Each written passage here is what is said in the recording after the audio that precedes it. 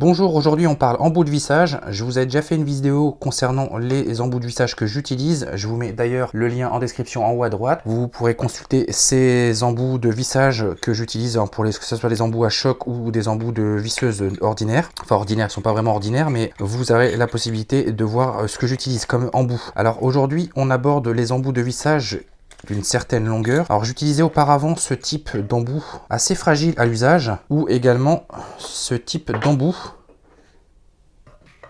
très fragile à l'usage. Alors pour éviter justement de devoir changer à chaque fois mes embouts, je me suis tourné vers la marque Diagère qui propose des embouts de vissage d'une qualité vraiment phénoménale. Alors c'est vraiment autre chose au niveau de la qualité de l'acier, comme on peut le voir, que ce soit ce type d'embout ou ce type d'embout. Visuellement on peut remarquer que la qualité de l'acier des embouts Diagère est clairement supérieure aux deux autres marques que j'utilisais auparavant. Ceux de la marque Diagère sont vraiment d'une extrême qualité, ils sont quasi inusables. Alors vous en trouverez de différentes longueurs. Ceux-là sont en longueur 150, ça c'est du Torx 30, vous avez du Torx 20-25, du Philips 2, pareil c'est toujours la même qualité d'acier. Comme vous pouvez le voir, c'est vraiment d'une qualité irréprochable. Vous avez également du PZ2. Vous avez du PZ2, pareil. C'est vendu par 3 en petits sachets comme ça. Donc c'est que des longueurs 150. Et vous avez également, alors vraiment d'une très très bonne qualité. On va y revenir dans un instant. Et j'ai également fait l'acquisition de ce type de porte-embout. Alors celui-ci est également à 150, mais il existe également en plus long. Alors ça a une utilité dans le cadre où vous souhaiteriez réaliser travailler du bois par exemple, et que vous avez par exemple des perçages en vis-biaise sur des assemblages de bois, etc. Ou si vous souhaitez, et ça c'est ce que j'utilise le plus, visser en hauteur, que ce soit pour de la charpente ou autre. Vous allez pouvoir utiliser alors ceux-là c'est des embouts de vissage sertis à froid, ils sont vraiment d'excellente qualité, il n'y a aucun souci de les abîmer avec une visseuse, et c'est vraiment d'une qualité phénoménale. C'est le même acier que les embouts de vissage, en tout cas visuellement ça a l'air d'être le même acier, ne serait-ce que sur l'embout hexagonal ici en 635, ça a l'air d'être la même teinte d'acier, donc je suppose que c'est le même acier,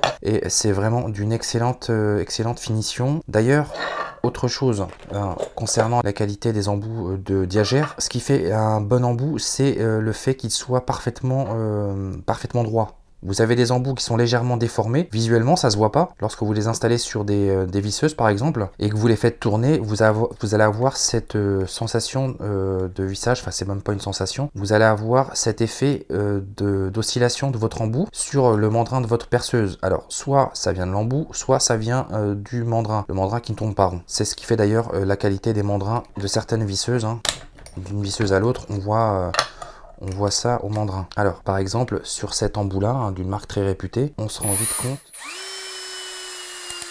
qu'il y a une légère oscillation, sachant que la visseuse elle tourne rond, tourne parfaitement rond d'ailleurs. Je vous ai déjà fait une vidéo sur cette visseuse que je vous mets également ici en haut à droite. Excellente visseuse au passage. Ceux de la marque Diagère, ils ont été rectifiés, contrairement aux embouts standards. Concernant les embouts Diagère, lorsque l'on passe l'ongle sur l'embout, on remarquera des petites stries. Ça explique le fait que l'embout ait été rectifié. Certainement autour, on sent le passage d'une fraise sur l'embout. Là, quand on passe, on sent des micro-stries en fait. Ce qu'on ne sent pas lorsque l'on passe l'ongle sur un embout standard. Que ça soit d'une marque à une autre, on ne sent absolument pas de stries. Là, c'est du moulé là. Ceux de la marque Diagère, ils sont tous rectifiés.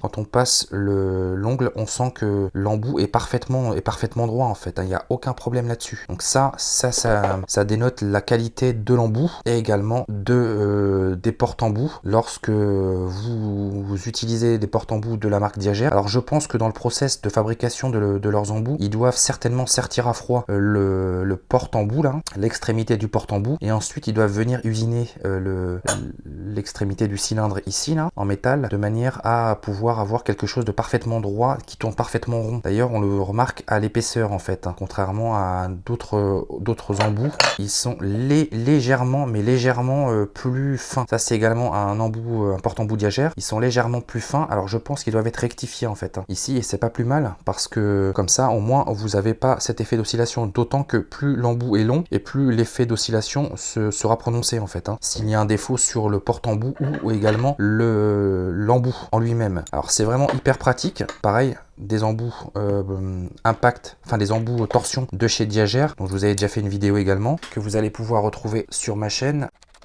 Une problématique se pose lorsque vous avez à visser dans des endroits exigus, peu importe, là c'est juste pour vous donner un exemple, vous êtes souvent gêné avec votre visseuse, que ce soit une visseuse à choc ou une visseuse normale, vous êtes souvent gêné parce que le mandrin ou le corps de la perceuse touche le support sur lequel vous êtes en train de visser. Avec un embout long, vous n'allez pas avoir cette problématique-là.